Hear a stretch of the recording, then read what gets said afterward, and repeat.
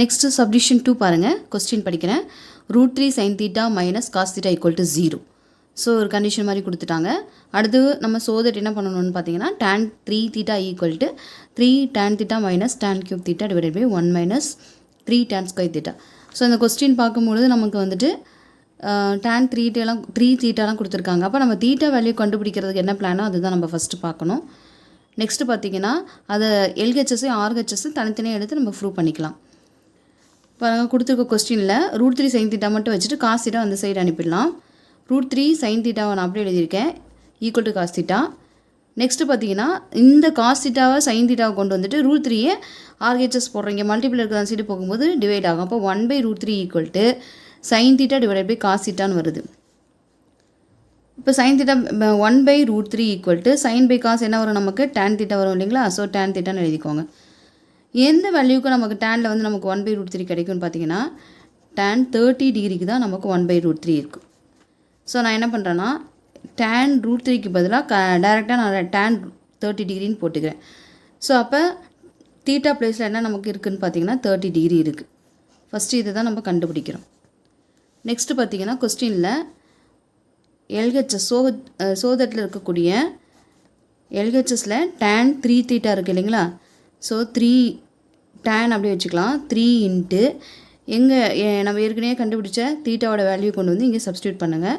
அப்போ 30 degree tan 90 டிகிரின்னு வரும். tan 90 degree என்ன ஆன்சர் நமக்கு இன்ஃபினிட்டி வருது இல்லைங்களா. ஸோ tan 3θவோட வேல்யூ நமக்கு இன்ஃபினிட்டிவ்னு கிடைக்குது. நெக்ஸ்ட்டு RHS எடுத்து எழுதிக்கலாம். RHS என்ன நமக்கு 3 into tan θ minus tan cube θ divided by 1 minus 3 tan square θன்னு கிடைக்கும். நெக்ஸ்ட் ஸ்டெப் பாருங்கள். 3 இன்ட்டு tan θ θக்கு பதிலாக என்ன பண்ணலாம் நம்ம 30 டிகிரி போடலாம்.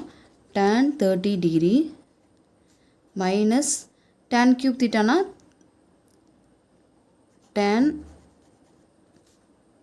cube 30 டிகிரி எங்கெல்லாம் நம்ம θ வருதோ அங்கே மட்டும் நம்ம என்ன பண்ணுறோம் 30ன்னு போகிறோம். Minus 3 into tan square 30 degree.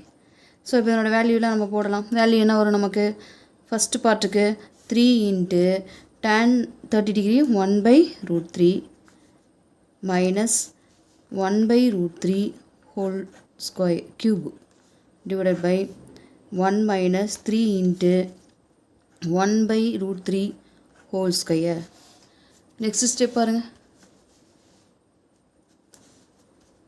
3 into 3 divided by √3 minus இதை 3 டைம்ஸ் போட்டு மல்டிப்ளை பண்ணிங்கன்னா என்ன கிடைக்கும் √3 இன்ட்டு √3 இன்ட்டு √3. அப்போ 3 இன்ட்டு √3 கிடைக்கும் இல்லைங்களா.